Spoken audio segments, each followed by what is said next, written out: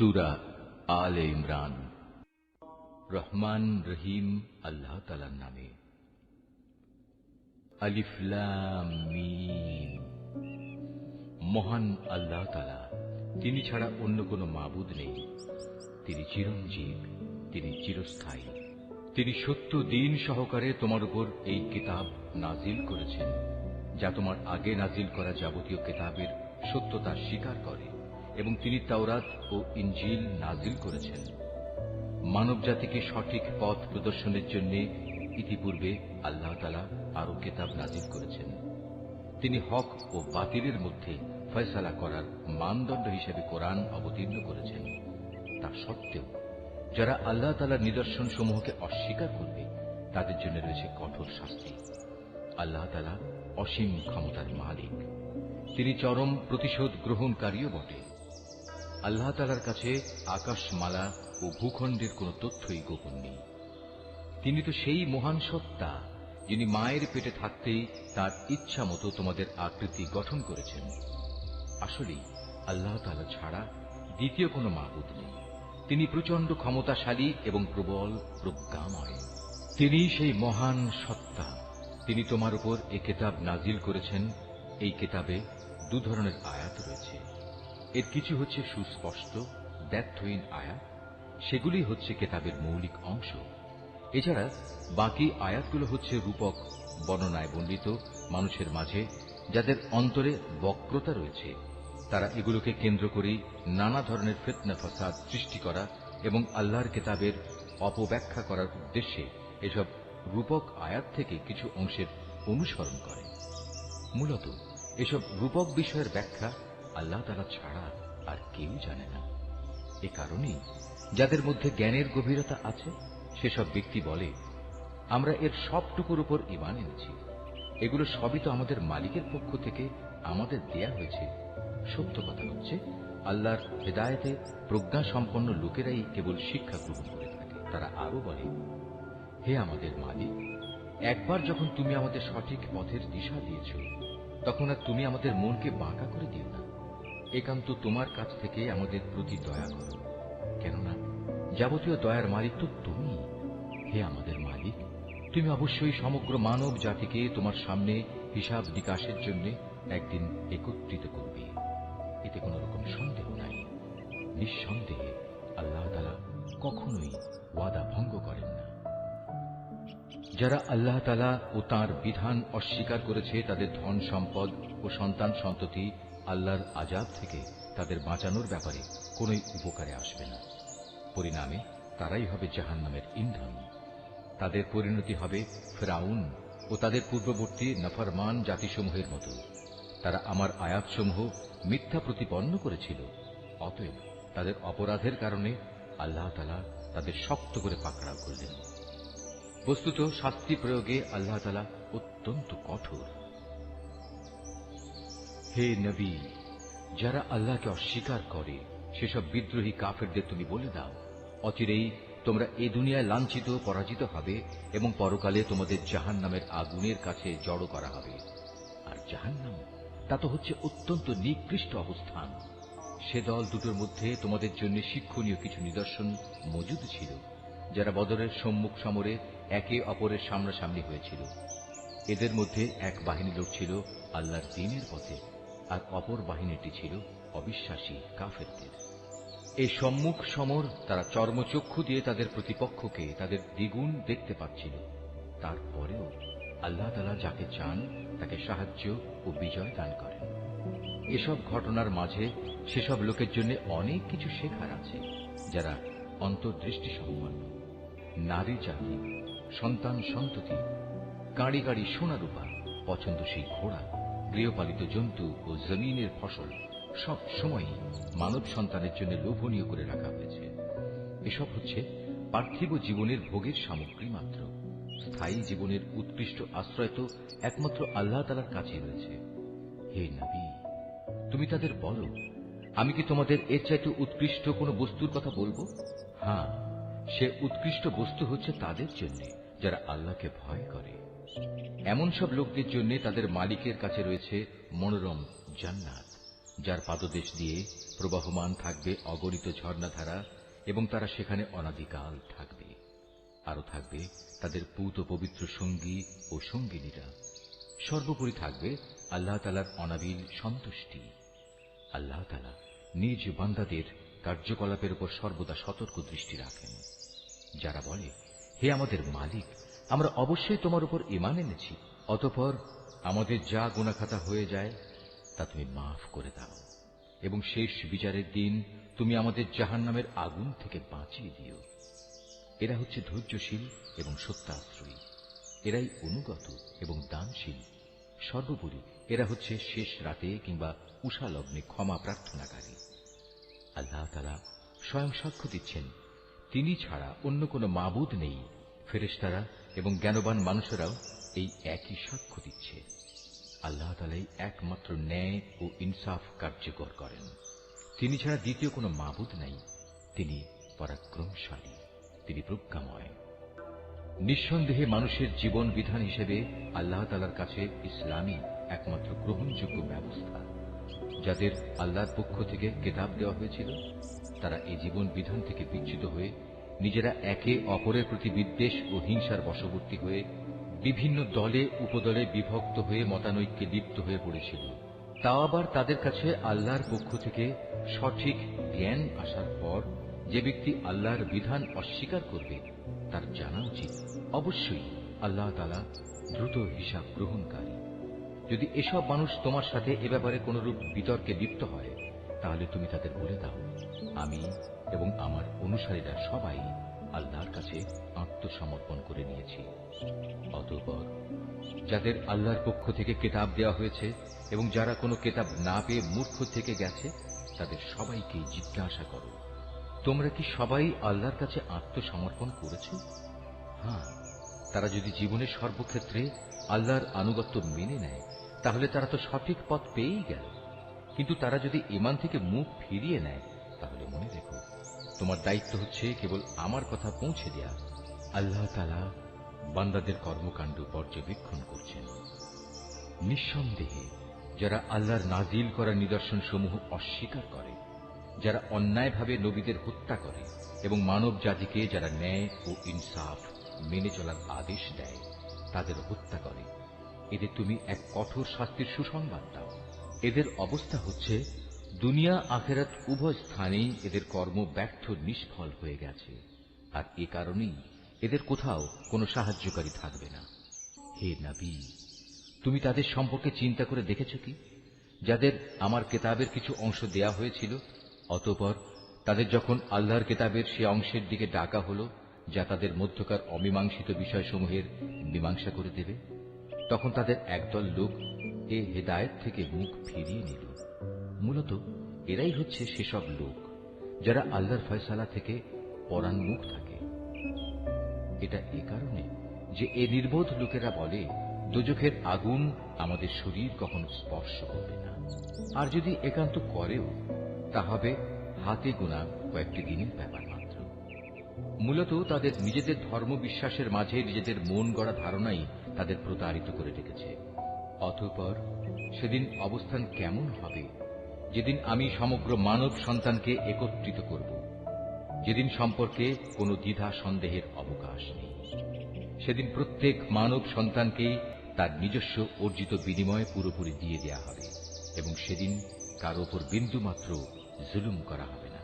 হে নবী, তুমি বলো, হে রাজাধিরাজ মহান আল্লাহ, তুমি যাকে ইচ্ছা তাকে সাম্রাজ্য দান করো, আবার যার কাছ থেকে চাও তা কেড়েও নিয়ে যাও। যাকে ইচ্ছা তুমি সম্মানিত করো, যাকে ইচ্ছা তুমি অপমানিত করো। সব রকমের কল্যাণ তো তোমার হাতেই নিবদ্ধ। নিশ্চয়ই তুমি সবকিছুর উপর একক ক্ষমতাবান। তুমি রাতকে দিনের মাঝে শামিল করো, আবার দিনকে রাতের ভেতর শামিল করো। প্রাণহীন বস্তু থেকে তুমি যেমন প্রাণের আবির্ভাব ঘটাও, আবার প্রাণহীন অসাড় বস্তু বের করে আনো প্রাণ সর্বস্ব জীব থেকে, এবং যাকে ইচ্ছা তুমি বিনা হিসেবে রিজিক দান করো। ঈমানদার ব্যক্তিরা কখনো ঈমানদারদের বদলে অবিশ্বাসী কাফেরদের নিজেদের বন্ধু বানাবে না। যদি তোমাদের কেউ তা করে, তবে আল্লাহর সাথে তার কোনো সম্পর্কই থাকবে না। হ্যাঁ, তাদের কাছ থেকে কোনো আশঙ্কা থাকলে তোমরা নিজেদের বাঁচাতে গেলে ভিন্ন কথা। আল্লাহ তাআলা তো বরং তার নিজের ব্যাপারেই তোমাদের ভয় দেখাচ্ছেন বেশি, কারণ তোমাদের আল্লাহর কাছেই ফিরে যেতে হবে। হে নবী, তুমি বলো, তোমরা তোমাদের মনের ভেতর কিছু গোপন করে রাখো কিংবা তা সবার সামনে প্রকাশ করে দাও, তা আল্লাহ তাআলা ভালোভাবে অবগত হন। আসমান, জমিন ও এর আভ্যন্তরীণ সবকিছু তিনি জানেন। সর্বোপরি আল্লাহ তাআলা সৃষ্টি লোকের সবকিছুর উপর ক্ষমতাবান। তিনি সকল শক্তির আধার। যেদিন প্রত্যেকেই তার ভালো কাজ সামনে হাজির দেখতে পাবে, যে ব্যক্তির কৃতকর্ম খারাপ থাকবে সে সেদিন কামনা করতে থাকবে যে তার মধ্যে এবং বিচারের এই দিনটির মাঝে যদি দুস্তর একটা তফাৎ থাকত। আল্লাহ তাআলা তো তোমাদের তার ক্ষমতা ও শাস্তি থেকে ভয় দেখাচ্ছেন, কারণ আল্লাহ তাআলা তার বান্দাদের সাথে অত্যন্ত অনুগ্রহশীল। হে নবী, তুমি বলো, তোমরা যদি আল্লাহ তাআলাকে ভালোবাসো তাহলে আমার কথা মেনে চলো, তাহলে আল্লাহ তাআলাও তোমাদের ভালোবাসবেন এবং তিনি তোমাদের গুনাহ খাতা মাফ করে দেবেন। আল্লাহ তাআলা অত্যন্ত ক্ষমাশীল ও দয়াবান। তুমি আরো বলো, তোমরা আল্লাহ তাআলা ও তাঁর রাসূলের কথা মেনে চলো। এই আহ্বান সত্ত্বেও তারা যদি এ থেকে মুখ ফিরিয়ে নেয়, তুমি জেনে রেখো, আল্লাহ তাআলা কখনো কাফেরদের পছন্দ করেন না। অবশ্যই আল্লাহ তাআলা আদম, নূহ এবং ইব্রাহিমের বংশধর ও ইমরানের বংশধরদের সৃষ্টিকুলের উপর নেতৃত্ব করার জন্য বাছাই করে নিয়েছেন। নেতৃত্বে সমাসীন এদের সন্তানরা বংশানুক্রমে পরস্পর পরস্পরের বংশধর। আল্লাহ তাআলা সবার কথাবার্তা শুনতে পান এবং সব কথা তিনি জানেন। স্মরণ করো, যখন ইমরানের স্ত্রী বলল, হে আমার মালিক, আমার গর্ভে যে সন্তান আছে তাকে আমি স্বাধীনভাবে তোমার দ্বীনের কাজ করার জন্য উৎসর্গ করলাম। তুমি আমার পক্ষ থেকে এ সন্তানটিকে কবুল করে নাও। অবশ্যই তুমি সব কথা শোনো এবং সব বিষয়ে জানো। অতঃপর একসময় যখন ইমরানের স্ত্রী সেই সন্তান জন্ম দিল, তখন সে বলল, হে আমার মালিক, এ কি? আমি তো দেখছি একটি মেয়ে সন্তান জন্ম দিয়েছি। একটা মেয়েকে কিভাবে আমি তোমার পথে উৎসর্গ করব? আল্লাহ তাআলা তো ভালোভাবেই জানতেন ইমরানের স্ত্রী কোন ধরনের শিশু জন্ম দিয়েছে। আসলে আল্লাহ তাআলার কোন কোন কাজের জন্য ছেলে কিন্তু কখনো মেয়ের মতো হবে না। ইমরানের স্ত্রী বলল, আমি এ শিশুর নাম রাখলাম মারিয়াম, এবং আমি এই শিশু ও তার অনাগত সন্তানকে অভিশপ্ত শয়তানের অনিষ্ট থেকে রক্ষার জন্য তোমার কাছে আশ্রয় চাই। আল্লাহ তাআলা ইমরানের স্ত্রীর দোয়া কবুল করলেন এবং এ মেয়েটিকে অত্যন্ত আগ্রহ ভরেই গ্রহণ করে নিলেন এবং ধীরে ধীরে এই মেয়েটিকে তিনি ভালোভাবে গড়ে তুললেন। আর সেজন্যই আল্লাহ তাআলা তাকে জাকারিয়ার তত্ত্বাবধানে রেখে দিলেন। বড় হবার পর যখনই জাকারিয়া তার কাছে তার নিজস্ব ইবাদতের কক্ষে যেত, তখনই দেখতে পেত সেখানে কিছু খাবার মজুদ রয়েছে। খাবার দেখে জাকারিয়া জিজ্ঞেস করত, হে মারিয়াম, এসব খাবার তোমার কাছে কোত্থেকে আসে? মারিয়াম জবাব দিত, এসব আসে আমার মালিক আল্লাহর কাছ থেকে। আর অবশ্যই আল্লাহ তাআলা যাকে চান তাকে বিনা হিসেবে রিজিক দান করেন। সেখানে দাঁড়িয়েই জাকারিয়া তার মালিকের কাছে দোয়া করল, হে আমার মালিক, তুমি তোমার কাছ থেকে আমাকে তোমার অনুগ্রহের প্রতীক হিসেবে একটি নেক সন্তান দান করো। নিশ্চয়ই তুমি মানুষের ডাক শোনো। ফেরেশতারা তাকে ডাক দিল এমন এক সময়ে যখন সে ইবাদতের কক্ষে নামাজ আদায় করছিল। ফেরেশতারা বলল, হে জাকারিয়া, আল্লাহ তাআলা তোমার ডাক শুনেছেন। অবশ্যই আল্লাহ তাআলা তোমাকে ইয়াহিয়ার জন্ম সম্পর্কে সুসংবাদ দিচ্ছেন। তোমার সে সন্তান আল্লাহর পক্ষ থেকে তার বাণীর সত্যায়ন করবে। সে হবে সমাজের নেতা, সে হবে সচ্চরিত্রবান, সে হবে নবী, সর্বোপরি সে হবে সৎ কর্মশীল ব্যক্তিদের একজন। এ কথা শুনে জাকারিয়া বলল, হে আমার মালিক, আমার ঘরে ছেলে হবে কিভাবে? একে তো আমি নিজে বার্ধক্যে উপনীত হয়ে গেছি, তদুপরি আমার স্ত্রীও বন্ধা, সন্তান ধারণে সম্পূর্ণ অক্ষম। আল্লাহ তাআলা বললেন, হ্যাঁ, এভাবেই হয়। আল্লাহ তাআলা যা চান তাই তিনি করেন। জাকারিয়া নিবেদন করল, হে মালিক, তুমি আমার জন্য এর কিছু পূর্ব লক্ষণ ঠিক করে দাও। আল্লাহ তাআলা বললেন, হ্যাঁ, তোমার সে লক্ষণ হবে এই যে তুমি 3 দিন 3 রাত পর্যন্ত মানুষের সাথে ইশারা ইঙ্গিত ছাড়া কথাবার্তা বলবে না। এ অবস্থায় তুমি তোমার মালিককে বেশি বেশি স্মরণ করবে এবং সকাল সন্ধ্যায় তার পবিত্র নামসমূহের তসবিহ পাঠ করতে থাকবে। রুকু 5। অতঃপর মরিয়ম বয়প্রাপ্ত হল। আল্লাহর ফেরেশতারা যখন বলল, হে মরিয়ম, আল্লাহ তাআলা নিঃসন্দেহে তোমাকে একটি বিশেষ কাজের জন্য বাছাই করেছেন এবং এজন্য তোমাকে তিনি পবিত্র করেছেন এবং বিশ্বের নারীকুলের উপর তিনি তোমাকে সম্মানিত করেছেন। হে মরিয়ম, এর যোগ্য হওয়ার জন্য তুমি সর্বদা তোমার মালিকের অনুগত হও, তার কাছে আনুগত্যের মাথা নত করো। রুকুকারীদের সাথে তুমিও আল্লাহর সামনে রুকু করো। হে নবী, এ সবই ছিল তোমার জন্য অদৃশ্য লোকের সংবাদ। আমি এগুলো তোমাকে ওহীর মাধ্যমে জানিয়েছি, নতুবা তুমি তো সেখানে তাদের পাশে হাজির ছিলে না, বিশেষ করে যখন ইবাদতখানার পুরোহিতরা মরিয়মের পৃষ্ঠপোষক কে হবে এটা নির্বাচনের জন্য ভাগ্যরেখায় কলম নিক্ষেপ করেছিল, আর তুমি তাদের ওখানে উপস্থিত ছিলে না যখন তারা বিতর্ক করছিল। অতঃপর ফেরেশতারা বলল, হে মরিয়ম, অবশ্যই আল্লাহ তাআলা তোমাকে একটি পুত্র সন্তানের জন্ম সংক্রান্ত নিজস্ব এক বাণীর সুসংবাদ দিচ্ছেন। তার নাম হবে মসীহ। সে পরিচিত হবে মরিয়মের পুত্র ঈসা হিসাবে। দুনিয়া আখিরাতের উভয় স্থানেই সে সম্মানিত হবে। সে হবে আল্লাহর সান্নিধ্যপ্রাপ্ত ব্যক্তিদের অন্যতম। সে তুলনায় থাকা অবস্থায় যেমন মানুষের সাথে কথা বলতে পারবে, পরিণত বয়সেও তেমনি ভাবে তাদের সাথে কথা বলবে। বস্তুত সে হবে নেককার মানুষদের একজন। মরিয়ম বলল, হে আমার মালিক, আমার গর্ভে সন্তান আসবে কোত্থেকে? আমাকে তো কখনো কোনো মানব সন্তান স্পর্শ পর্যন্ত করেনি। আল্লাহ তাআলা বললেন, এভাবেই আল্লাহ তাআলা যাকে চান তাকে চিরাচরিত নিয়ম ছাড়াই পয়দা করেন।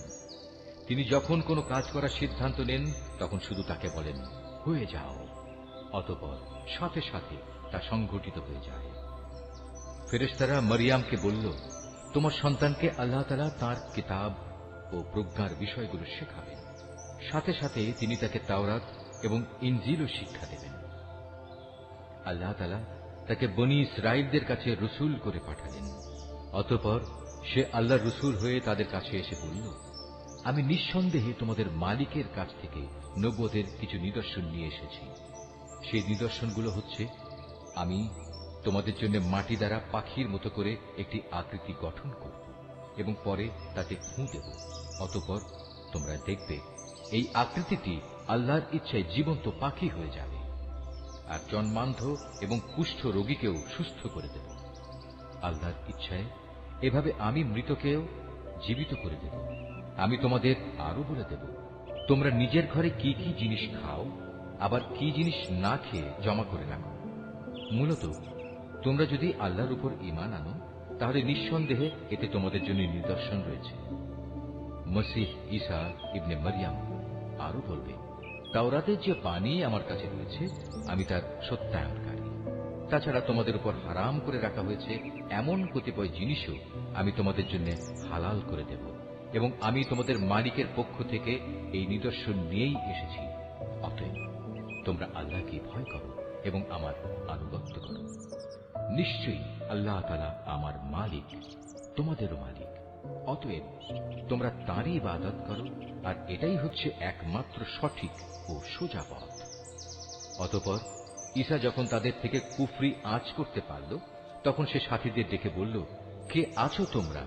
আল্লাহ তাআলার পথের দিকে চলার সময় আমার সাহায্যকারী হবে? হাওয়ারীরা বলল, হ্যাঁ, আমরাই হব আল্লাহর সাহায্যকারী। আমরা আল্লাহর উপর ঈমান এনেছি। হে ঈসা, তুমি সাক্ষী থাকো, আমরা সবাই এক একজন অনুগত বান্দা। হাওয়ারীরা বলল, হে আল্লাহ, তুমি যা কিছু নাজিল করেছ আমরা তার উপর ঈমান এনেছি এবং আমরা রাসূলের কথাও মেনে নিয়েছি। সুতরাং তুমি সত্যের পক্ষে সাক্ষ্যদাতাদের সাথে আমাদের নাম লিখে দাও। অতঃপর বনী ইসরাঈলের লোকেরা আল্লাহর নবীর বিরুদ্ধে দারুণ শঠতা করল, তাই আল্লাহ কৌশলের পন্থা গ্রহণ করলেন। বস্তুত আল্লাহ তাআলাই হচ্ছেন সর্বোত্তম কৌশলী। যখন আল্লাহ তাআলা বললেন, হে ঈসা, আমি তোমার এই দুনিয়ার জীবন কাটানোর কাল শেষ করতে যাচ্ছি এবং বর্তমান পরিস্থিতিতে আমি তোমাকে আমার কাছে তুলে আনব। যারা তোমাকে মেনে নিতে অস্বীকার করছে তাদের যাবতীয় পাপ থেকেও আমি তোমাকে পবিত্র করে নেব। আর যারা তোমাকে অনুসরণ করছে তাদের আমি কিয়ামত পর্যন্ত এই অস্বীকারীদের উপর বিজয়ী করে রাখব। অতঃপর তোমাদের সবাইকে আমার কাছেই ফিরে আসতে হবে। সেদিন ঈসা সম্পর্কিত যেসব বিষয়ে তোমরা মতবিরোধে লিপ্ত ছিলে তার সবকটি বিষয়ই আমি তোমাদের মাঝে মীমাংসা করে দেব। যারা আমার বিধান অস্বীকার করেছে আমি তাদের এই দুনিয়ায় অপমান ও আখিরাতে আগুনে দগ্ধ হওয়ার কঠোরতর শাস্তি দেব। এ থেকে বাঁচানোর মতো সেদিন তাদের কোনো সাহায্যকারী থাকবে না। অপরদিকে যারা আল্লাহর উপর ঈমান এনেছে এবং ভালো কাজ করেছে, অতঃপর আল্লাহ তাদের সবাইকে তাদের পাওনা পুরোপুরি আদায় করে দেবেন। আল্লাহ তাআলা জালেমদের কখনো ভালোবাসেন না। এই কিতাব যা আমি তোমাকে পড়ে শোনাচ্ছি তা হচ্ছে আল্লাহর নিদর্শন ও জ্ঞানপূর্ণ উপদেশ বিশেষ। সত্য কথা হচ্ছে আল্লাহ তাআলার কাছে ঈসার উদাহরণ হচ্ছে প্রথম মানুষ আদমের মতো। তাকেও আল্লাহ তাআলা মাতা পিতা ছাড়া সরাসরি মাটি থেকে পয়দা করেছেন। তারপর তাকে বললেন, এবার তুমি মানুষে পরিণত হয়ে যাও। সাথে সাথে তা মানুষ হয়ে গেল। এ হচ্ছে তোমার মালিক আল্লাহর পক্ষ থেকে আসা সত্য প্রতিবেদন। অতঃপর তোমরা কখনো সেসব দলে সামিল হয়েও না যারা ঈসার ব্যাপারে নানা রকম সন্দেহ পোষণ করে। এ বিষয়ে আল্লাহর কাছ থেকে সঠিক জ্ঞান আসার পরেও যদি কেউ তোমার সাথে খামোখা ঝগড়া বিবাদ ও তর্ক করতে চায়, তাহলে তুমি তাদের বলে দাও, এসো আমরা সবাই এ ব্যাপারে একমত হই। আমরা আমাদের ছেলেদের ডাকবো এবং তোমাদের ছেলেদেরও ডাকবো। একইভাবে আমরা ডাকবো আমাদের নারীদের এবং তোমাদের নারীদেরও। সাথে সাথে আমরা আমাদের নিজেদের এবং তোমাদেরও একসাথে জড়ো হওয়ার জন্য ডাক দেব। অতঃপর সবাই এক জায়গায় জড়ো হলে আমরা বিনীতভাবে আবেদন করব, আমাদের মধ্যে যে মিথ্যাবাদী তার উপর আল্লাহর অভিশাপ বর্ষিত হোক। এ হচ্ছে সঠিক ও নির্ভুল ঘটনা। আল্লাহ তাআলা ছাড়া দ্বিতীয় কোনো মাবুদ নাই। নিঃসন্দেহে আল্লাহ তাআলা পরম শক্তিশালী ও প্রজ্ঞাময়। অতঃপর তারা যদি এ চ্যালেঞ্জ থেকে মুখ ফিরিয়ে নেয়, তাহলে তারা যেন জেনে রাখে আল্লাহ তাআলা কলহ সৃষ্টিকারীদের ভালো করেই জানেন। হে নবী, তুমি বলো, হে কিতাবধারীরা, এসো আমরা উভয় একমত হই এমন এক কথায় যা আমাদের কাছে এক ও অভিন্ন, এবং সে কথাটি হচ্ছে আমরা উভয়ই আল্লাহ তাআলা ছাড়া অন্য কারো ইবাদত করব না এবং তার সাথে অন্য কিছুকে অংশীদার বানাব না। সর্বোপরি এক আল্লাহ তাআলা ছাড়া আমরা আমাদের মাঝেও একে অপরকে প্রভু বলে মেনে নেব না। অতঃপর তারা যদি এ থেকে মুখ ফিরিয়ে নেয়, তাহলে তাদের তুমি বলে দাও, তোমরা সাক্ষী থেকো, আমরা আল্লাহর সামনে আনুগত্যের মাথা নত করে দিয়েছি। তুমি আরো বলো, হে কিতাবধারীরা, তোমরা ইব্রাহিম সম্পর্কে আমাদের সাথে অযথা কেন তর্ক করো, অথচ তোমরা জানো তাওরাত ও ইনজিল তার অনেক পরে নাজিল করা হয়েছে। তোমরা কি একথা বুঝতে পারছ না? হ্যাঁ, এর কয়েকটি বিষয়ে তোমাদের হয়তো কিছু কিছু জানাশোনা ছিল এবং সে বিষয়ে তো তোমরা তর্ক বিতর্কও করলে, কিন্তু যেসব বিষয়ে তোমাদের কোনো জ্ঞানই নেই সেসব বিষয়ে তোমরা বিতর্কে লিপ্ত হচ্ছে না। আল্লাহ তাআলাই তো সবকিছু জানেন, তোমরা কিছুই জানো না। সঠিক ঘটনা হচ্ছে ইব্রাহিম না ছিল ইহুদি না ছিল খ্রিস্টান, বরং সে ছিল একজন একনিষ্ঠ মুসলিম। সে কখনো মুশরিকদের দলভুক্ত ছিল না। মানুষদের ভেতর ইব্রাহিমের সাথে ঘনিষ্ঠতম সম্পর্কের বেশি অধিকার তো আছে সেসব লোকের যারা তার অনুসরণ করেছে। এই নবী ও তার উপর ঈমান আনয়নকারী হচ্ছে ইব্রাহিমের ঘনিষ্ঠতম ব্যক্তি। মূলত আল্লাহ তাআলা একমাত্র তাদেরই সাহায্যকারী পৃষ্ঠপোষক যারা তার উপর ঈমান আনে। এই কিতাবধারীদের একটি দল বিভ্রান্তি সৃষ্টি করে তোমাদের কোনো না কোনোভাবে পথভ্রষ্ট করে নিতে চায়, যদিও তাদের এ বোধটুকু নেই যে তাদের এসব কর্মপন্থা তাদের নিজেদের ছাড়া অন্য কোনো ব্যক্তিকেই পথভ্রষ্ট করতে পারবে না। হে কিতাবধারীরা, তোমরা জেনে বুঝে কেন আল্লাহর আয়াত ও তাঁর বিধান অস্বীকার করছ, অথচ এই ঘটনাসমূহের সত্যতার সাক্ষ্য তো তোমরা নিজেরাই বহন করছ। হে কিতাবধারীরা, কেন তোমরা হককে বাতিলের সাথে মিশিয়ে দিচ্ছ? এতে করে তোমরা তো সত্যকেই গোপন করে দিচ্ছ, অথচ এটা যে সত্যের একান্ত পরিপন্থী তা তোমরা ভালো করেই জানো।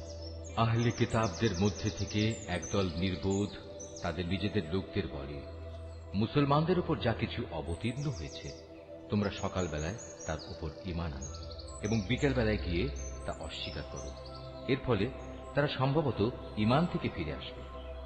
যারা তোমাদের জীবন বিধানের অনুসরণ করে এমন সব লোকজন ছাড়া অন্য কারো কথাই তোমরা মেনে নিও না।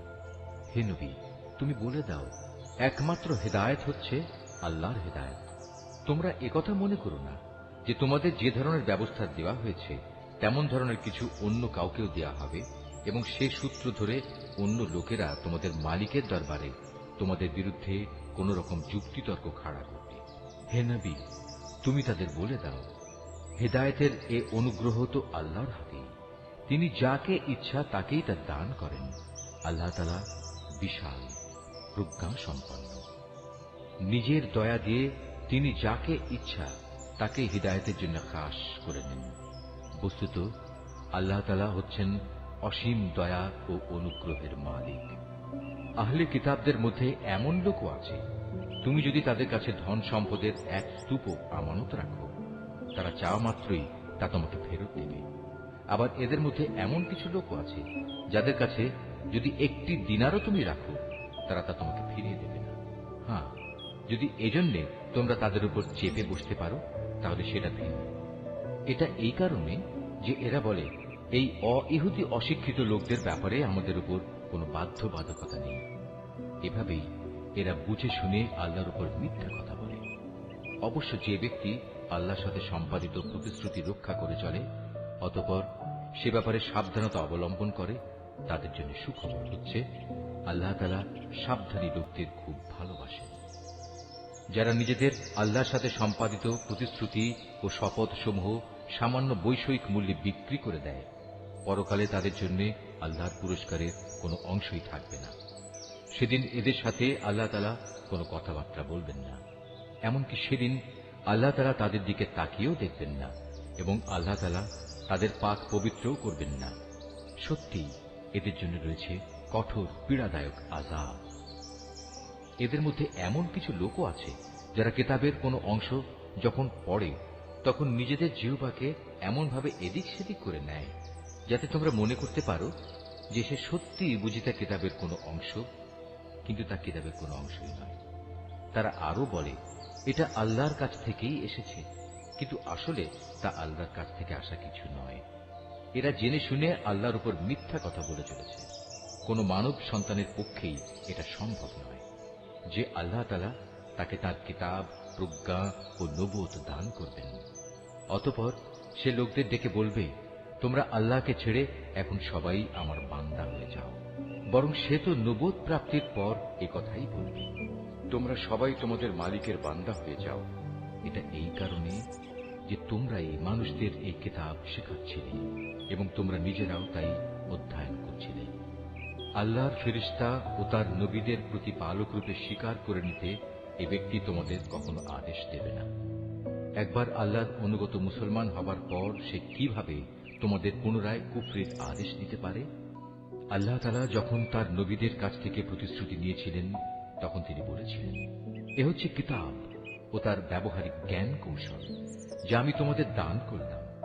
অতঃপর তোমাদের কাছে যখন আমার কোন রসূল আসবে যে তোমাদের কাছে রক্ষিত আগের কিতাবের সত্যায়ন করবে, তখন তোমরা অবশ্যই তার আনিত বিধানের উপর ঈমান আনবে এবং তাকে সাহায্য করবে। আল্লাহ তাআলা জিজ্ঞাসা করলেন, তোমরা কি এ কথার উপর আমার অঙ্গীকার গ্রহণ করেছ? তারা বলল, হ্যাঁ, আমরা মেনে চলার অঙ্গীকার করছি। আল্লাহ তাআলা বললেন, তাহলে তোমরা সাক্ষী থেকো এবং আমিও তোমাদের সাথে এ অঙ্গীকারের সাক্ষী হয়ে রইলাম। অতঃপর যারা তা ভঙ্গ করে এ থেকে মুখ ফিরিয়ে নেবে তারা অবশ্যই বিদ্রোহী বলে পরিগণিত হবে। তারা কি আল্লাহর দেয়া জীবন ব্যবস্থার বদলে অন্য কোন বিধানের সন্ধান করছে? অথচ আসমান জমিনে যা কিছু আছে, ইচ্ছায় হোক কিংবা অনিচ্ছায় হোক, আল্লাহ তাআলার বিধানের সামনে আত্মসমর্পণ করে আছে এবং প্রত্যেককে তো তাঁর কাছেই ফিরে যেতে হবে। হে নবী, তুমি বলো, আমরা আল্লাহর উপর ঈমান এনেছি আমাদের উপর যা নাজিল করা হয়েছে তার উপর। ইব্রাহিম, ইসমাইল, ইসহাক, ইয়াকুব ও তাদের অন্যান্য বংশধরদের প্রতি যা কিছু নাজিল করা হয়েছে তার উপরও আমরা ঈমান এনেছি। আমরা আরো ঈমান এনেছি মুসা, ঈসা এবং অন্য নবীদের তাদের মালিকের পক্ষ থেকে যা কিছু দেওয়া হয়েছে তার উপর। আল্লাহর এ নবীদের কারো মাঝেই আমরা কোনো ধরনের তারতম্য করি না। মূলত আমরা সবাই হচ্ছি আল্লাহর কাছে আত্মসমর্পণকারী মুসলমান। যদি কেউ ইসলাম ছাড়া নিজের জন্য অন্য কোনো জীবন বিধান অনুসন্ধান করে, তবে তার কাছ থেকে সে উদ্ভাবিত ব্যবস্থা কখনো গ্রহণ করা হবে না। পরকালে সে চরম ব্যর্থ হবে। বলো, যারা ঈমানের আলো পাওয়ার পর কুফরি করেছে, আল্লাহ তাআলা তাদের কিভাবে আবার আলোর পথ প্রদর্শন করবেন? অথচ এর আগে এরাই সাক্ষ্য দিয়েছিল যে আল্লাহর রসুল সত্য এবং এ রসুলের মাধ্যমেই এদের কাছে উজ্জ্বল নিদর্শন সমূহ এসেছিল। আসলে আল্লাহ তাআলা কখনো সীমা লঙ্ঘনকারী ব্যক্তিদের সঠিক পথ প্রদর্শন করেন না। এসব সীমা লঙ্ঘনজনিত কার্যকলাপের একমাত্র প্রতিদান হিসেবে তাদের উপর আল্লাহ তাআলা তাঁর ফেরেশতা ও অন্য সব মানুষের অভিশাপ বর্ষিত হবে। সে অভিশপ্ত স্থান হচ্ছে জাহান্নাম। সেখানে তারা অনাদিকাল ধরে পড়ে থাকবে। এক মুহূর্তের জন্যও তাদের উপর শাস্তির মাত্রা কমানো হবে না, না আযাব থেকে তাদের একটুখানি বিরাম দেওয়া হবে। তবে তাদের কথা আলাদা, যারা এসব কিছুর পর তওবা করেছে এবং তারপর নিজেদের সংশোধন করে নিয়েছে। আল্লাহ তাআলা অবশ্যই ক্ষমাশীল ও পরম দয়ালু। কিন্তু যারা একবার ঈমান আনার পর কুফরির পথ অবলম্বন করেছে, অতঃপর তারা এই বেঈমানি কার্যকলাপ দিন দিন বাড়াতেই থেকেছে, আল্লাহর দরবারে তাদের তওবা কখনো কবুল হবে না, কারণ এ ধরনের লোকেরাই হচ্ছে পথভ্রষ্ট। রুকু 10। এটা সুনিশ্চিত, যারা আল্লাহ তাআলাকে অস্বীকার করেছে এবং কুফরি অবস্থায় তাদের মৃত্যু হয়েছে, তারা যদি নিজেদের আল্লাহর আযাব থেকে বাঁচানোর জন্য এক পৃথিবী পূর্ণ স্বর্ণ মুক্তিবন হিসেবে খরচ করে, তবু তাদের কারো কাছ থেকে তা গ্রহণ করা হবে না। বস্তুত এরাই হচ্ছে সেসব হতভাগ্য ব্যক্তি যাদের জন্য রয়েছে মর্মন্তুদ আযাব, আর সেদিন তাদের কোনো সাহায্যকারীও থাকবে না। তোমরা কখনো যথার্থ নেকি অর্জন করতে পারবে না যতক্ষণ না তোমরা তোমাদের ভালোবাসার জিনিস আল্লাহর পথে ব্যয় করবে। মূলত তোমরা যা কিছুই ব্যয় করো, আল্লাহ তাআলা তা জানেন। আজ তোমাদের জন্য যেসব খাবার হালাল করা হয়েছে তা একসময় বনী ইসরায়েলদের জন্য হালাল ছিল, অবশ্য এমন দু একটা জিনিস বাদে যা তাওরাত নাজিল হওয়ার আগেই ইসরায়েল তার নিজের উপর হারাম করে রেখেছিল। তুমি বলো, সন্দেহ থাকলে যাও, তোমরা গিয়ে তাওরাত নিয়ে এসো এবং তা পড়ে শোনাও, যদি তোমরা তোমাদের দাবির ব্যাপারে সত্যবাদী হও। যারা এর পরেও আল্লাহর উপর মিথ্যা আরোপ করে, নিঃসন্দেহে তারা বড় জালেম। তুমি বলো, আল্লাহ তাআলা সত্য কথা বলেছেন, অতএব তোমরা সবাই নিষ্ঠার সাথে ইব্রাহিমের মতাদর্শ অনুসরণ করো। আর ইব্রাহিম কখনো আল্লাহর সাথে অংশীবাদীদের দলে শামিল ছিল না। নিশ্চয়ই গোটা মানব জাতির জন্য সর্বপ্রথম যে ঘরটি বানিয়ে রাখা হয়েছিল তা ছিল বাক্কায় তথা মক্কা নগরীতে।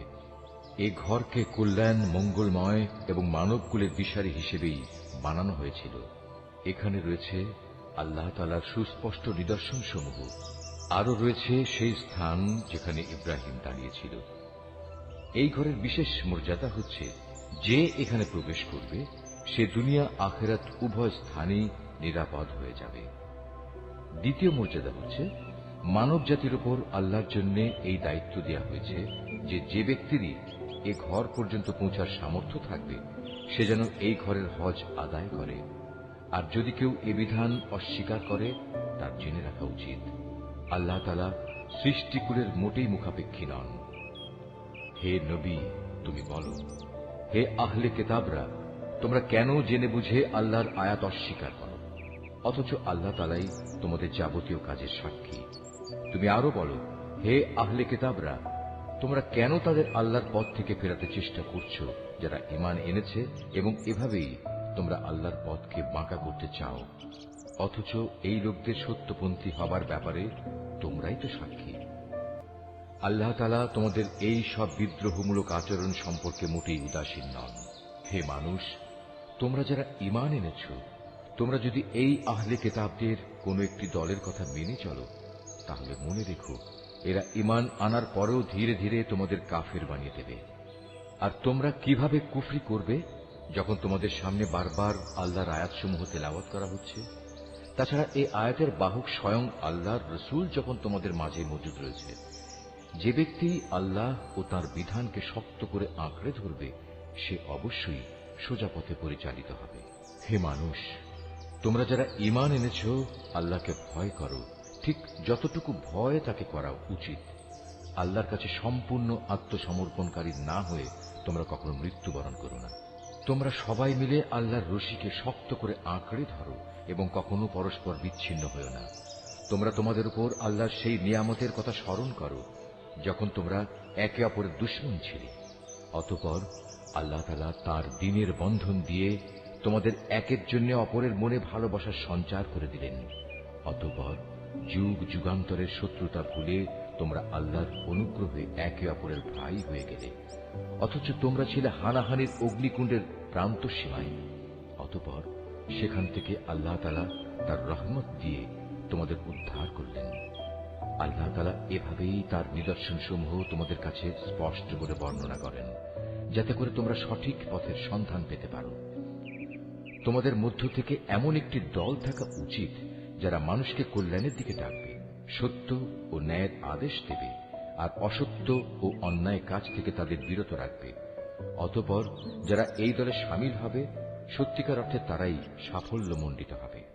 তোমরা কখনো তাদের মতো হয়ো না যাদের কাছে আল্লাহর পক্ষ থেকে সুস্পষ্ট নিদর্শন আসার পরেও তারা বিভিন্ন দলে উপদলে বিভক্ত হয়ে পড়েছে এবং নিজেদের মধ্যে নানা ধরনের মতানৈক্য সৃষ্টি করেছে। তাদের জন্য কঠোর শাস্তি রয়েছে। সে কিয়ামতের দিন নিজেদের নেক আমল দেখে কিছু সংখ্যক চেহারা শুভ্র সমুজ্জ্বল হয়ে যাবে, আবার কিছু সংখ্যক মানুষের চেহারা ব্যর্থতার নথিপত্র দেখার পর কালো ও বিশ্রী হয়ে পড়বে। সুতরাং যাদের মুখ সেদিন কালো হয়ে যাবে, জাহান্নামের প্রহরীরা তাদের জিজ্ঞেস করবে, ঈমানের নিয়ামত পাওয়ার পরও কি তোমরা কুফরির পথ অবলম্বন করেছিলে? অতঃপর তোমরা নিজেদের কুফরির প্রতিফল হিসেবে এই আযাব উপভোগ করতে থাকো। আর যাদের চেহারা আলোকোজ্জ্বল হবে তারা সেদিন আল্লাহ তাআলার অফুরন্ত দয়ার আশ্রয়ে থাকবে, তারা সেখানে থাকবে চিরদিন। এর সবকিছুই হচ্ছে আল্লাহর নিদর্শন। যথাযথভাবে আমি সেগুলো তোমাকে পড়ে শোনাচ্ছি, কেননা আল্লাহ তাআলা তার আয়াতসমূহ গোপন রেখে এবং পরে সেজন্য শাস্তির বিধান করে সৃষ্টিকুলের উপর কোনো জুলুম করতে চান না। মূলত আসমানসমূহ ও জমিনে যা কিছু আছে সবই আল্লাহর জন্য। সবকিছুকে একদিন আল্লাহর দিকে ফিরিয়ে দেয়া হবে। তোমরাই হচ্ছে দুনিয়ার সর্বোত্তম জাতি। সমগ্র মানব জাতির কল্যাণের জন্যই তোমাদের উত্থান। তোমাদের দায়িত্ব হচ্ছে তোমরা দুনিয়ার মানুষদের সৎ কাজের আদেশ দেবে এবং অসৎ কাজ থেকে বিরত রাখবে। আর তোমরা নিজেরাও আল্লাহর উপর পুরোপুরি ঈমান আনবে। আহলে কিতাবরা যদি সত্যি সত্যি ঈমান আনত তাহলে এটা তাদের জন্য কতই না ভালো হতো। তাদের মধ্যে কিছু কিছু ঈমানদার ব্যক্তিও রয়েছে, তবে তাদের অধিকাংশই হচ্ছে সত্যত্যাগী লোক। সামান্য কিছু দুঃখ কষ্ট দেয়া ছাড়া তারা তোমাদের কখনো কোনো ক্ষতি করতে পারবে না। তারা যদি কোনো সময় তোমাদের সাথে সম্মুখ সমরে লিপ্ত হয় তাহলে তারা পৃষ্ঠ প্রদর্শন করবে, অতঃপর তাদের কোন রকম সাহায্য করা হবে না। যেখানেই এদের পাওয়া যাবে সেখানেই এদের অপমানিত ও লাঞ্ছিত করে রাখা হবে। তবে আল্লাহ তাআলার নিজের প্রতিশ্রুতি ও মানুষের প্রতিশ্রুতির মাধ্যমে কিছুটা নিরাপত্তা পাওয়া গেলে সেটা ভিন্ন। এরা আল্লাহর ক্রোধ ও গজবের পাত্র হয়েছে। এদের ওপর দারিদ্র ও লাঞ্ছনা চাপিয়ে দেওয়া হয়েছে। এর কারণ ছিল এরা আল্লাহ তাআলা ও তাঁর বিধানকে অস্বীকার করেছে। আল্লাহর নবীদের এরা অন্যায়ভাবে হত্যা করেছে। মূলত এ হচ্ছে তাদের বিদ্রোহ ও সীমা লঙ্ঘনের ফল। তারা আহলে কিতাবরা আবার সবাই একরকম নয়। তাদের মধ্যে এমন কিছু লোক আছে যারা সত্য ও ন্যায়ের উপর অবিচল হয়ে দাঁড়িয়ে আছে, যারা সারা রাত আল্লাহর কিতাব পাঠ করে এবং নামাজ পড়ে। তারা আল্লাহ তাআলা ও শেষ বিচার দিনের উপর ঈমান রাখে এবং মানুষদের তারা ন্যায় কাজের আদেশ দেয় ও অন্যায় কাজ থেকে নিষেধ করে। সৎ কাজে এরা প্রতিযোগিতা করে। এ ধরনের মানুষেরাই হচ্ছে মূলত নেক লোকদের অন্তর্ভুক্ত। তারা যা কিছু ভালো কাজ করবে প্রতিদান দেওয়ার সময় তা কখনো অস্বীকার করা হবে না, কারণ আল্লাহ তাআলা পরেজগার লোকদের ভালো করেই জানেন। একথা সুনিশ্চিত যারা আল্লাহ তাআলাকে অস্বীকার করে তাদের ধন সম্পদ সন্তান সন্ততি আল্লাহ তাআলার মোকাবেলায় তাদের কোনোই উপকারে আসবে না, বরং তারা হবে নিশ্চিত জাহান্নামের অধিবাসী। সেখানে অনন্তকাল তারা পড়ে থাকবে। এ ধরনের লোকেরা এ দুনিয়ার জীবনে যা খরচ করে তার উদাহরণ হচ্ছে যারা নিজেদের উপর অবিচার করেছে সেই দলের শস্য ক্ষেত্রের উপর দিয়ে প্রবাহমান হিম শীতল তীব্র বাতাসের মতো, যা তাদের শস্যক্ষেত্র বরবাদ করে দিয়ে গেল। মূলত আল্লাহ তাআলা তাদের উপর কোনোই অবিচার করেননি, বরং কুফরির পন্থা অবলম্বন করে এরা নিজেরাই নিজেদের উপর জুলুম করেছে। হে ঈমানদার ব্যক্তিরা, তোমরা কখনো নিজেদের দলভুক্ত লোকজন ছাড়া অন্য কাউকে নিজেদের অন্তরঙ্গ বন্ধু হিসেবে গ্রহণ করো না, কেননা এরা তোমাদের অনিষ্ট সাধনের কোনো পথই অনুসরণ করতে দ্বিধা করবে না। তারা তো তোমাদের ক্ষতি ও ধ্বংসই কামনা হবে। তাদের জঘন্য প্রতিহিংসা ও বিদ্বেষ তাদের মুখ থেকেই এখন প্রকাশ পেতে শুরু করেছে। অবশ্য তাদের অন্তরে লুকানো হিংসা ও বিদ্বেষ বাইরের অবস্থার চাইতেও মারাত্মক। আমি সব ধরনের নিদর্শনই তোমাদের সামনে খোলাখুলি বলে দিচ্ছি। তোমাদের যদি সত্যি জ্ঞান বুদ্ধি থাকে তাহলে তোমরা এ সম্পর্কে সতর্ক হতে পারবে। এরা হচ্ছে সেসব মানুষ যাদের তোমরা ভালোবাসো, কিন্তু তারা তোমাদের মোটেই ভালোবাসে না। তোমরা তো তোমাদের আগে আমার নাজেল করা সব কয়টি কিতাবের উপরও ঈমান আনো, আর তারা তো তোমাদের কিতাবকে বিশ্বাসই করে না। এ মুনাফিক লোকগুলো যখন তোমাদের সাথে সাক্ষাৎ করে তখন বলে, হ্যাঁ, আমরা তোমাদের কিতাবকে মানি। আবার যখন এরা একান্তে নিজেদের লোকদের কাছে চলে যায় তখন নিজেদের ক্রোধের বশবর্তী হয়ে এরা তোমাদের সাফল্যের ওপর নিজেদের আঙুল কামড়াতে শুরু করে। তুমি তাদের বলো, যাও, নিজেদের ক্রোধের আগুনে নিজেরাই পুড়ে মরো। অবশ্যই আল্লাহ তাআলা এ মুনাফিকদের মনের ভেতর লুকিয়ে থাকা যাবতীয় চক্রান্তমূলক বিষয় সম্পর্কে সম্যক অবগত আছেন। তাদের অবস্থা হচ্ছে, তোমাদের কোনো কল্যাণ হলে তার কারণে তাদের খারাপ লাগে, আবার তোমাদের কোনো অকল্যাণ দেখলে তারা আনন্দে ফেটে পড়ে। এ প্রতিকূল অবস্থায় যদি তোমরা ধৈর্য ধারণ করতে পারো এবং নিজেরা সাবধান হয়ে চলতে পারো তাহলে তাদের চক্রান্ত ও ষড়যন্ত্র তোমাদের কিছুই ক্ষতি করতে পারবে না। তাদের যাবতীয় কর্মকাণ্ডই আল্লাহ তাআলা পরিবেষ্টন করে আছেন। হে নবী, স্মরণ করো যখন তুমি খুব ভোরবেলায় তোমার আপনজনের কাছ থেকে বিদায় নিয়ে মোমেনদের যুদ্ধের ঘাঁটি সমূহে মোতায়েন করছিলে। তখন তুমি জানতে আল্লাহ তাআলা সবকিছু শোনেন এবং তার বান্দাদের তিনি ভালো করেই জানেন। বিশেষ করে সেই নাজুক পরিস্থিতিতে যখন তোমাদের দুটো দল মনোবল হারিয়ে ফেলার উপক্রম করে ফেলেছিল, তখন আল্লাহ তাআলাই তাদের উভয় দলের সেই ভগ্ন মনোবল জোড়া লাগাবার কাজে অভিভাবক হিসেবে মজুদ ছিলেন। আর আল্লাহর উপর যারা ঈমান আনে তাদের তো সর্বাবস্থায় তাঁর উপরে ভরসা করা উচিত। এই ভরসা করার কারণেই বদরের যুদ্ধে আল্লাহ তাআলা তোমাদের বিজয় ও সাহায্য দান করেছিলেন। অথচ তোমরা জানো তোমরা কত দুর্বল ছিলে। অতএব আল্লাহকে ভয় করো। আশা করা যায় তোমরা আল্লাহর কৃতজ্ঞতা আদায় করতে সক্ষম হবে। সে মুহূর্তের কথাও স্মরণ করো যখন তুমি মোমেনদের বলেছিলে, যুদ্ধে বিজয় লাভ করার জন্য তোমাদের মালিক যদি আসমান থেকে 3000 ফেরেশতা পাঠিয়ে তোমাদের সাহায্য করেন তাহলে তোমাদের বিজয়ের জন্য তা কি যথেষ্ট হবে না? অবশ্যই তোমরা যদি ধৈর্য ধারণ করো এবং শয়তানের চক্রান্ত থেকে বেঁচে থাকতে পারো। এ অবস্থায় তারা শত্রু বাহিনী যদি তোমাদের উপর দ্রুত গতিতে আক্রমণ করে বসে তাহলে তোমাদের মালিক প্রয়োজনে 5000 চিহ্নিত ফেরেশতা দিয়েও তোমাদের সাহায্য করবেন। আসলে এ সংখ্যাটা বলে আল্লাহ তাআলা তোমাদের জন্য একটি সুসংবাদ দিয়েছেন। নতুবা বিজয়ের জন্য তো তিনি একাই যথেষ্ট। আল্লাহ তাআলা চেয়েছেন যেন এর ফলে তোমাদের মন কিছুটা প্রশান্ত ও আশ্বস্ত হতে পারে। আর সাহায্য ও বিজয় তা তো পরাক্রান্ত প্রজ্ঞাময় আল্লাহ তাআলার পক্ষ থেকেই আসে। তিনিই সর্বজ্ঞ। আল্লাহ তাআলা এর দ্বারা কাফিরদের এক দলকে নিশ্চিহ্ন করে দিতে চান, অথবা তাদের একাংশকে তিনি এর মাধ্যমে লাঞ্ছিত করে দিতে চান, যেন তারা ব্যর্থ হয়ে যুদ্ধের ময়দান থেকে ফিরে যায়। হে নবী, এ ব্যাপারে তোমার কিছুই করার নেই। আল্লাহ তাআলা চাইলে তাদের উপর দয়া পরবশ হবেন কিংবা চাইলে তাদের কঠোর শাস্তি দেবেন, কেননা এরা ছিল স্পষ্টত জালেম। আসমান সমূহ ও জমিনে যা কিছু আছে তার সব হচ্ছে আল্লাহ তাআলার। তিনি যাকে ইচ্ছা ক্ষমা করে দেবেন, যাকে ইচ্ছা শাস্তি দেবেন। আল্লাহ তাআলা অত্যন্ত ক্ষমাশীল ও পরম দয়ালু। হে মানুষ, তোমরা যারা ইসলামকে একটি পূর্ণাঙ্গ বিধান হিসেবে বিশ্বাস করেছ, চক্রবৃদ্ধি হারে সুদ খেও না, এবং তোমরা আল্লাহ তাআলাকে ভয় করো।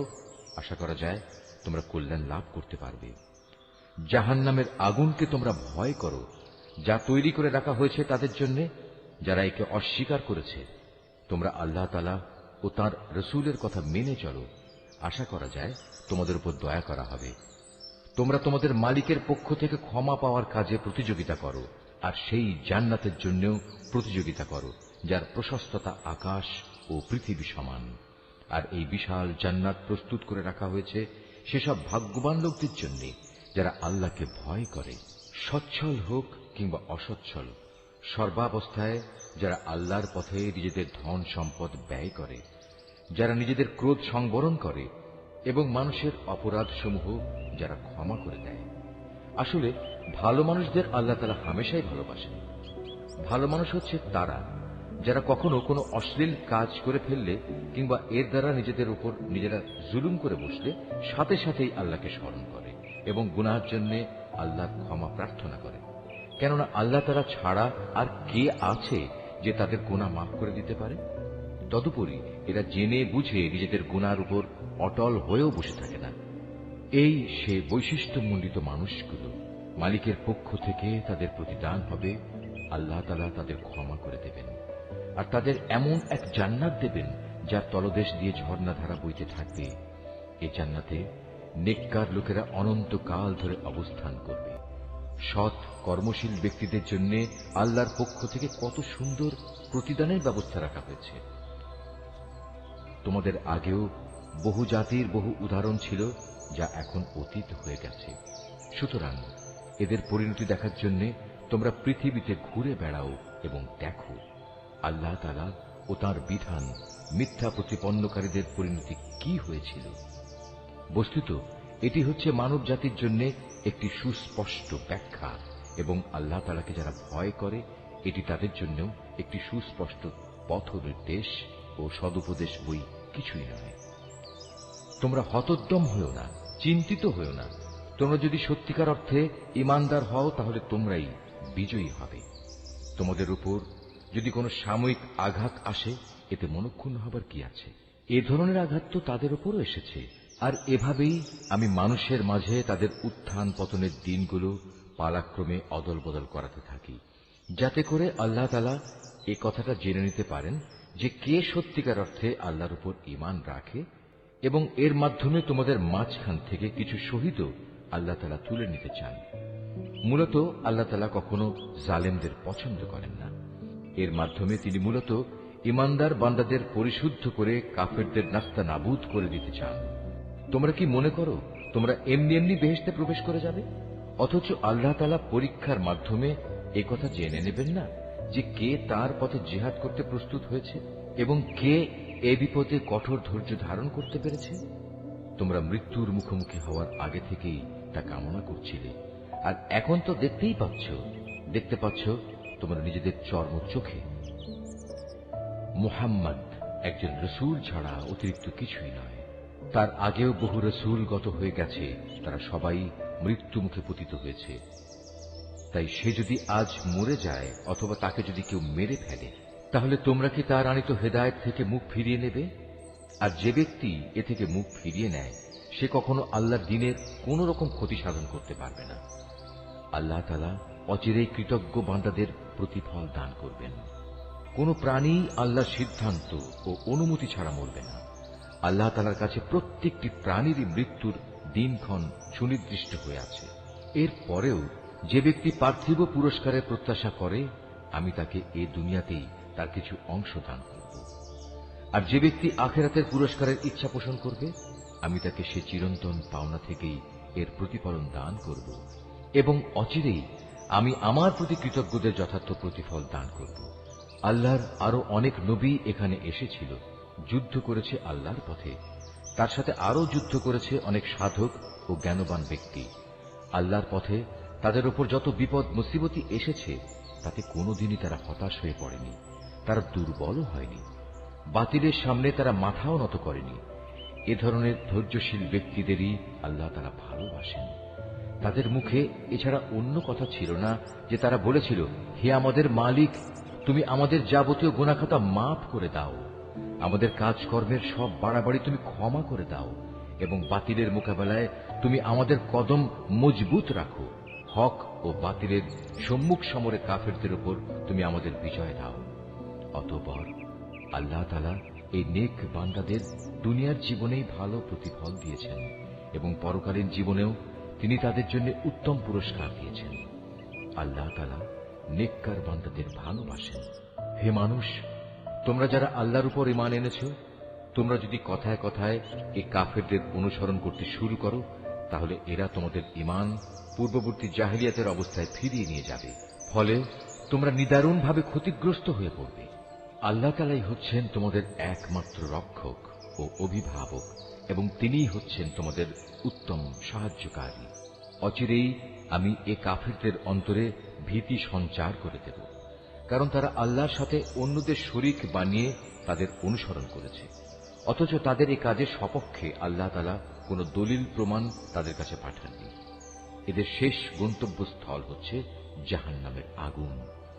জালেমদের বাসস্থান এই জাহান্নাম কত নিকৃষ্ট! ওহদের ময়দানে আল্লাহ তাআলা তোমাদের যে সাহায্য দেওয়ার প্রতিশ্রুতি দিয়েছিলেন তা তিনি পালন করেছেন। যুদ্ধের প্রথম দিকে তোমরা আল্লাহর অনুমতি ও সাহায্য নিয়ে তাদের নির্মূল করে যাচ্ছিলে। পরে যখন তোমরা সাহস ও মনোবল হারিয়ে ফেললে এবং আল্লাহর রসুলের বিশেষ একটি আদেশ পালনের ব্যাপারে মতপার্থক্য শুরু করে দিলে, এমনকি আল্লাহর রসুল যখন তোমাদের ভালোবাসার সেই জিনিস তথা আসন্ন বিজয় দেখিয়ে দিলেন, তারপরেও তোমরা তার কথা অমান্য করে তার বলে দেয়া স্থান ছেড়ে চলে গেলে। তোমাদের কিছু লোক ঠিক তখন বৈষয়িক ফায়দা হাসিলে ব্যস্ত হয়ে পড়ল। তখনও তোমাদের কিছু লোক পরকালের কল্যাণী চাইতে থাকল। অতঃপর আল্লাহ তাআলা এর দ্বারা তোমাদের ঈমানের পরীক্ষা নিতে চাইলেন এবং তা থেকে তোমাদের অন্যদিকে ফিরিয়ে দিলেন। অতঃপর আল্লাহ তাআলা তোমাদের মাফ করে দিলেন। আল্লাহ তাআলা হামেশাই ঈমানদারদের উপর দয়াবান।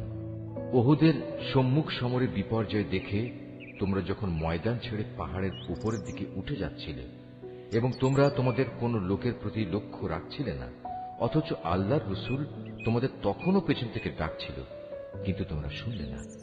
তাই আল্লাহ তাআলা তোমাদের দুঃখের পর দুঃখ দিলেন, যেন তোমাদের কাছ থেকে যা হারিয়ে গেছে এবং যা কিছু বিপদ তোমাদের উপর পতিত হয়েছে, এর কোনোটার ব্যাপারে তোমরা উদ্বিগ্ন ও মর্মাহত না হও।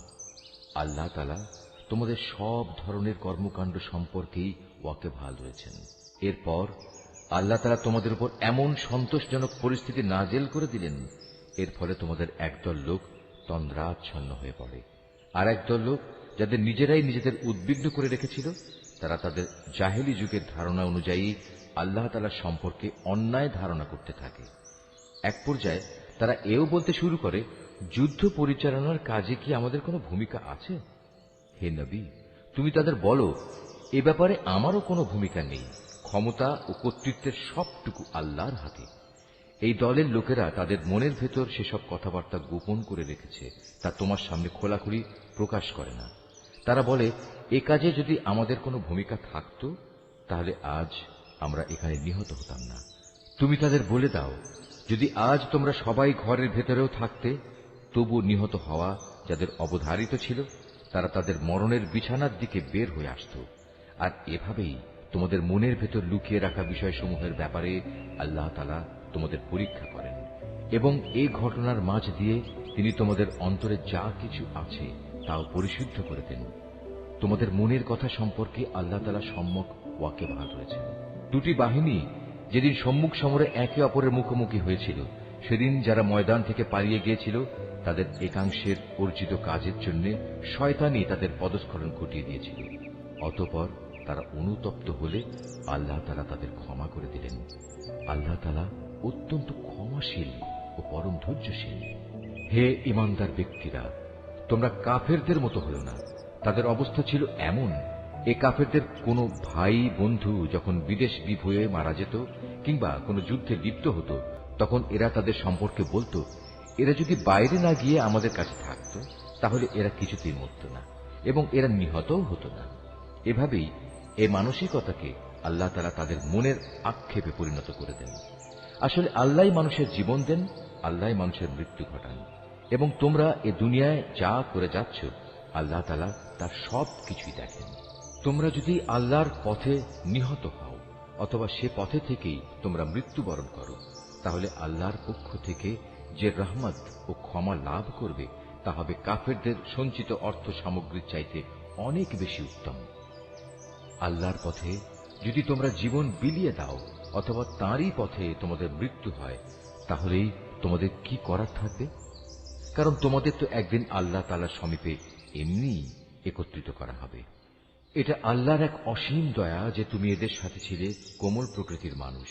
এর বিপরীত যদি তুমি নিষ্ঠুর ও পাষাণ হৃদয়ের মানুষ হতে, তাহলে এসব লোক তোমার আশপাশ থেকে সরে যেত। অতএব তুমি এদের অপরাধসমূহ মাফ করে দাও, এদের জন্য আল্লাহর কাছে ক্ষমা প্রার্থনা করো এবং কাজ কর্মের ব্যাপারে এদের সাথে পরামর্শ করো। অতঃপর সে পরামর্শের ভিত্তিতে সংকল্প একবার যখন নিয়ে নেবে, তখন তার সফলতার জন্য আল্লাহর উপর ভরসা করো। আল্লাহ তাআলা তার উপর নির্ভরশীল মানুষদের ভালোবাসেন। যদি আল্লাহ তাআলা তোমাদের সাহায্য করেন, তাহলে কোনো শক্তি তোমাদের পরাজিত করতে পারবে না। আর তিনি যদি তোমাদের পরিত্যাগ করেন, তাহলে এখানে এমন কোন শক্তি আছে যে অতঃপর তোমাদের কোন রকম সাহায্য করতে পারে? কাজেই আল্লাহর উপর যারা ঈমান আনে, তাদের আল্লাহর উপরই ভরসা করা উচিত। কোন নবীর পক্ষে কোন বস্তুর খেয়ানত করা সম্ভবই নয়। হ্যাঁ, মানুষের মধ্যে কেউ যদি কিছু খেয়ানত করে, তাহলে কিয়ামতের দিন সে ব্যক্তিকে তার খেয়ানতের সে বস্তু সহ আল্লাহর দরবারে হাজির হতে হবে। অতঃপর প্রত্যেককেই তার অর্জিত ভালো মন্দের পাওনা সঠিকভাবে আদায় করে দেয়া হবে। সেদিন তাদের কারো ওপর অবিচার করা হবে না। যে ব্যক্তি আল্লাহর সন্তুষ্টির পথ অনুসরণ করে, তার সাথে কিভাবে সে ব্যক্তির তুলনা করা যায়? যে আল্লাহর বিরোধী পথে চলে শুধু তার ক্রোধই অর্জন করেছে, তার এমন ব্যক্তির জন্য জাহান্নামের আগুন হবে একমাত্র বাসস্থান, আর তাহা হবে সত্যিই একটি নিকৃষ্ট আশ্রয়স্থল। এরা নিজ নিজ আমল অনুযায়ী আল্লাহর কাছে বিভিন্ন স্তরে বিভক্ত হবে। আল্লাহ তাআলা এদের সব ধরনের কার্যকলাপের উপর সজাগ দৃষ্টি রাখেন। আল্লাহ তাআলা অবশ্যই তাঁর ঈমানদার বান্দাদের উপর এই অনুগ্রহ করেছেন যে তিনি তাদের মাঝ থেকে একজন ব্যক্তিকে রসূল করে পাঠিয়েছেন, যে তাদের কাছে আল্লাহর কিতাবের আয়াতসমূহ পড়ে শোনায় এবং সে অনুযায়ী সে তাদের জীবনকে পরিশুদ্ধ করে। সর্বোপরি সে নবী তাদের আল্লাহর কিতাব ও তাঁর গ্রন্থলব্ধ জ্ঞান বিজ্ঞান শিক্ষা দেয়। অথচ এরা সবাই ইতিপূর্বে স্পষ্ট ভ্রান্তিতে নিমজ্জিত ছিল। যখনই তোমাদের উপর ওহদ যুদ্ধের বিপদ নেমে এলো, তখনই তোমরা বলতে শুরু করলে, পরাজয়ের এই বিপদ কিভাবে এলো? সঠিক অর্থে ঈমান এনেছে। এর মাধ্যমে তাদের পরিচয় তিনি জেনে নেবেন। যারা এই চরম মুহূর্তে মুনাফিকি করেছে, এ মুনাফিকদের যখন বলা হয়েছিল যে সবাই একসাথে আল্লাহর পথে লড়াই করো, অথবা কমপক্ষে নিজেদের শহরের প্রতিরক্ষাটুকু তোমরা করো, তখনও তারা বলল, যদি আমরা জানতাম আজ সত্যি সত্যি যুদ্ধ হবে, তাহলে অবশ্যই আমরা তোমাদের অনুসরণ করতাম। এ সময় তারা ঈমানের চাইতে কুফরিরই বেশি কাছাকাছি অবস্থান করছিল। এরা মুখে এমন সব কথা বলে যা তাদের অন্তরে নেই, আর এরা যা কিছু গোপন করে আল্লাহ তাআলা তা সম্যক অবগত আছেন। এরা হচ্ছে সেসব মুনাফিক যারা যুদ্ধে শরিক না হয়ে ঘরে বসে থাকত এবং ভাইদের সম্পর্কে বলল, তারা যদি তাদের মতো ঘরে বসে থাকত এবং তাদের কথা শুনত, তাহলে তারা আজ এভাবে মারা পড়ত না। হে নবী, তুমি এ মুনাফিকদের বলো, যদি তোমরা সত্যবাদী হও, তাহলে তোমাদের থেকে মৃত্যু সরিয়ে দাও। যারা আল্লাহর পথে নিহত হয়েছে, তাদের তোমরা কোনো অবস্থাতেই মৃত বলো না। তারা তো জীবিত, তাদের মালিকের পক্ষ থেকে জীবিত লোকদের মতোই তাদের রিজিক দেওয়া হচ্ছে। আল্লাহ তাআলা নিজ অনুগ্রহ দিয়ে তাদের যা কিছু দান করেছেন তাতেই তারা পরিতৃপ্ত। এবং যারা এখনো তাদের পেছনে রয়ে গেছে, যারা এখনো তাদের সাথে মিলিত হতে পারেনি, তাদের ব্যাপারেও এরা খুশি, কেননা এমন ধরনের লোকদের জন্য এখানে কোনো ভয় নেই এবং তারা সেদিন উৎকণ্ঠিতও হবে না। এ ভাগ্যবান মানুষরা আল্লাহর পক্ষ থেকে অফুরন্ত নিয়ামত ও অনুগ্রহে উৎফুল্ল আনন্দিত হয়, কারণ আল্লাহ তাআলা ঈমানদার বান্দাদের পাওনা কখনো বিনষ্ট করেন না। উহুদের এত বড় আঘাত আসার পরেও যারা আবার আল্লাহ তাআলা ও তার রাসূলের ডাকে সাড়া দিয়েছে এবং তাদের মধ্যে আরো যারা নেক কাজ করেছে, সর্বোপরি সর্বদা যারা আল্লাহকে ভয় করে চলেছে, এদের সবার জন্য রয়েছে মহাপুরস্কার। যাদের মানুষেরা যখন বলল, তোমাদের বিরুদ্ধে কাফেরদের এক বিশাল বাহিনী জামায়াত হয়েছে, অতএব তোমরা তাদের ভয় করো, এ বিষয়টাই যারা যথার্থ ঈমানদার তাদের ঈমান আরো বাড়িয়ে দিল। তারা বলল, আল্লাহ তাআলাই আমাদের জন্য যথেষ্ট এবং তিনিই হলেন উত্তম কর্মবিধায়ক। অতঃপর আল্লাহর নেয়ামত ও অনুগ্রহ নিয়ে এরা এমন ভাবে ফিরে এলো যে কোনো প্রকার অনিষ্টই তাদের স্পর্শ করতে পারল না। এরা আল্লাহর সন্তুষ্টির পথই অনুসরণ করল। বস্তুত আল্লাহ তাআলা মহা অনুগ্রহশীল। এই হচ্ছে তোমাদের প্ররোচনা দানকারী শয়তান। তারা শত্রুপক্ষের অতিরঞ্জিত শক্তির কথা বলে তাদের আপনজনদের ভয় দেখাচ্ছিল। তোমরা কোনো অবস্থায় তাদের এ হুমকিকে ভয় করবে না, বরং আমাকেই ভয় করো যদি তোমরা সত্যিকার অর্থে ঈমানদার হও। হে নবী, যারা দ্রুত গতিতে কুফরির পথে এগিয়ে যাচ্ছে তাদের কর্মকাণ্ড যেন তোমাকে চিন্তান্বিত না করে। তারা কখনো আল্লাহর বিন্দুমাত্র কোনো ক্ষতি সাধন করতে পারবে না। মূলত আল্লাহ তাআলা এদের জন্য পরকালে পুরস্কারের কোনো অংশই রাখতে চান না।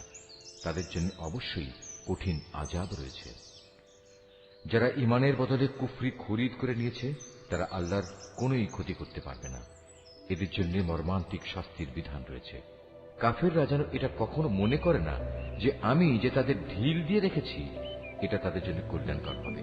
আসলে আমি তো তাদের অবকাশ দিচ্ছি যেন তারা তাদের গুনার বোঝা আরো বাড়িয়ে নিতে পারে।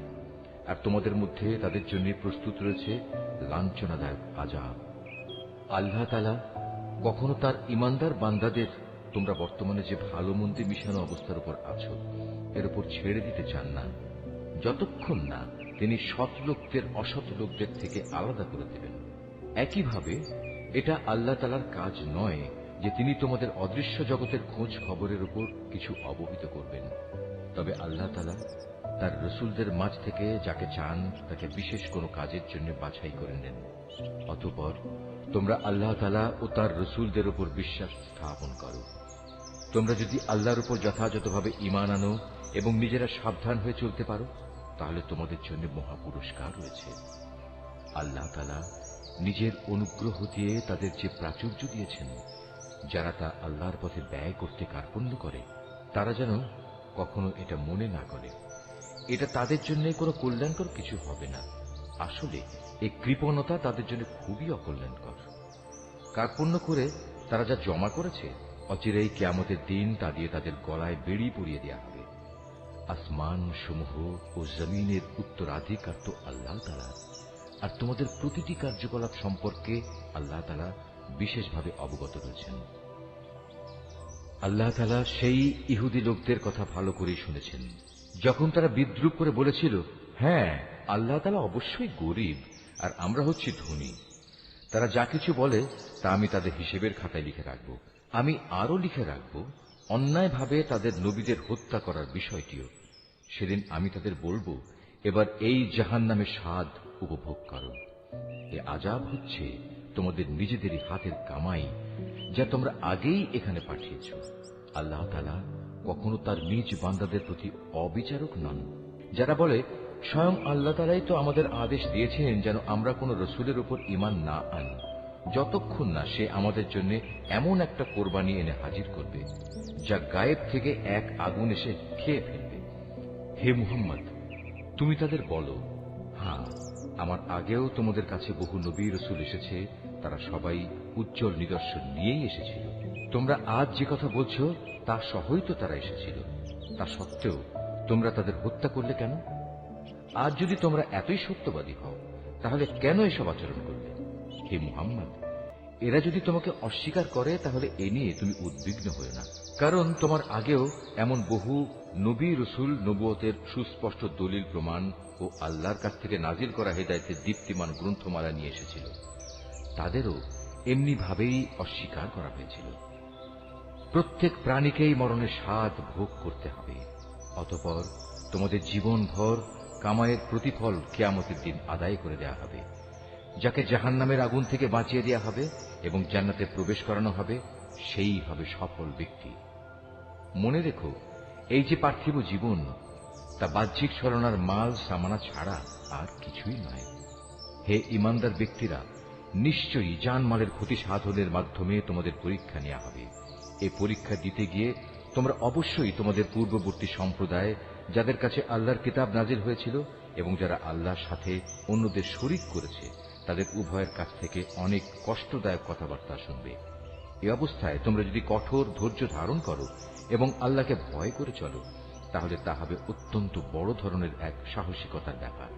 যখন আল্লাহ তাআলা এই কিতাবধারী ব্যক্তিদের কাছ থেকে প্রতিশ্রুতি গ্রহণ করেছিলেন, তিনি তাদের বলেছিলেন, তোমরা একে মানুষদের কাছে বর্ণনা করবে এবং একে তোমরা গোপন করবে না।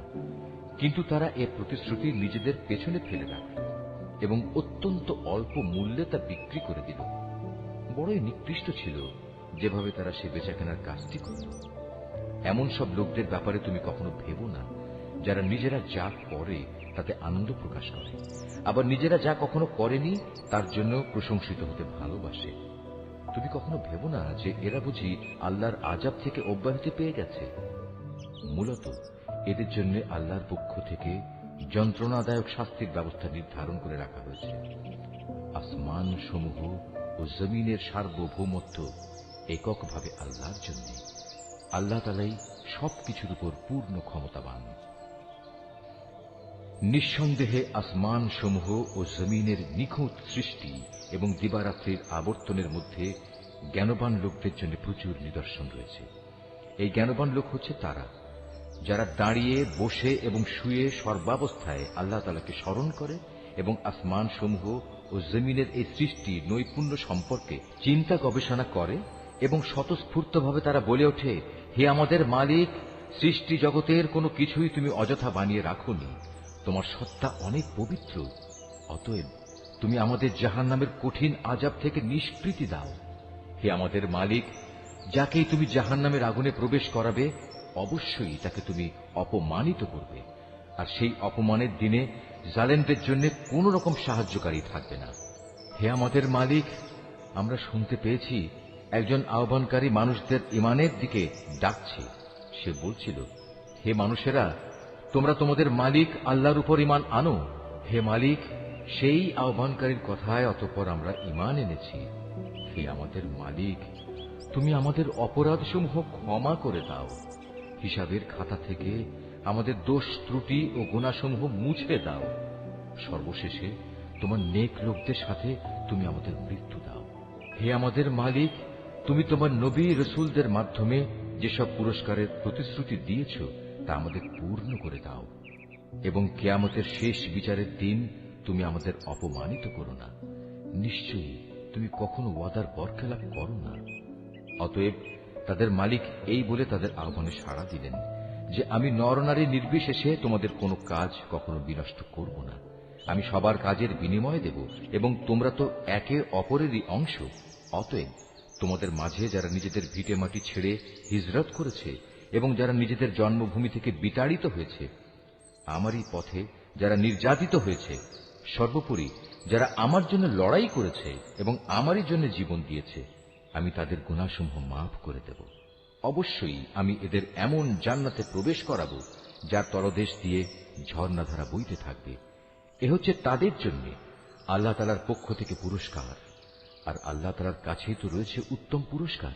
হে মুহাম্মদ, জনপদ সমূহে যারা আল্লাহ তাআলাকে অস্বীকার করেছে তাদের দাম্ভিক পদচারণা যেন কোনোভাবেই তোমাকে বিভ্রান্ত করতে না পারে, কেননা এসব কিছু হচ্ছে সামান্য কয়দিনের সামগ্রী মাত্র।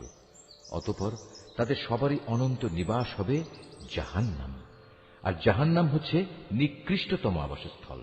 তবে যারা নিজেদের মালিককে ভয় করে চলে তাদের জন্য নির্দিষ্ট হয়ে আছে সুরম্য উদ্যানমালা। আল্লাহ তাআলা হচ্ছেন দ্রুত হিসাব সম্পন্নকারী। হে মুমিনরা, তোমরা ধৈর্য ধারণ করো, এ কাজে একে অপরের সাথে প্রতিযোগিতা করো, শত্রুর মোকাবেলায় সদা সুদৃঢ় থেকো, একমাত্র আল্লাহকেই ভয় করো। এভাবেই আশা করা যায় তোমরা সফল কাম হতে পারবে।